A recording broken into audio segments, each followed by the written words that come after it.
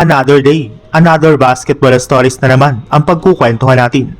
At ngayon nga ay pag-uusapan natin ang balitang dismayado nga na po si Jayson Tatum sa Boston Celtics at ang balitang nadaya nga na po ang Los Angeles Lakers laban sa Detroit Pistons.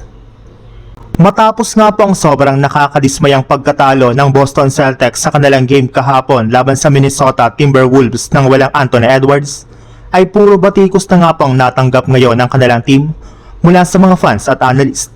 Maging ang kanilang superstar nga po na si Jayson Tatum ang nagsabi na tanggap pa rin naman nga po niya at ng kanilang team ang mga batikos na ito since sobrang lamya nga po talaga nang ipinapakita nga po nilang performance.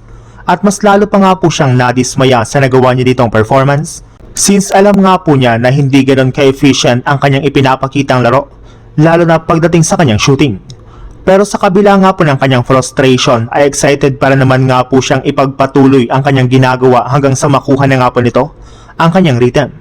Hindi na rin naman nga po ito makapaghintay na maglaro sa playoffs dahil inaasahan nga po niya na once magsimula ng mga intense na laro ay magbabalik na rin nga po sa dati ang kanyang performance.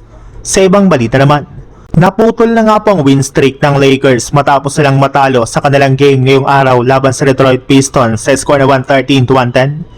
Kung saan nasayang nga po dito ang nagawang 32 points ni Luka Doncic at 24 points naman ni Austin Reeves.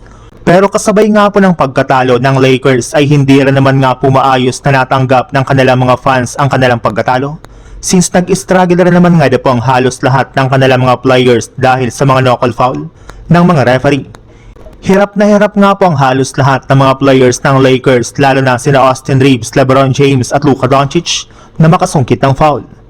Kahit man nga po tinutulak na sina Austin Reeves at Luka Doncic at tinatapik ng forearm ni LeBron sa pagsalaksak nito sa ilalim ng basket ay hindi pa rin nga po tumatawag ng foul ang kanilang mga official.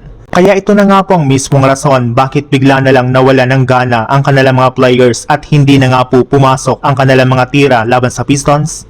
Sa madaling salita, nadaya nga po ang Lakers sa kanilang naging laban.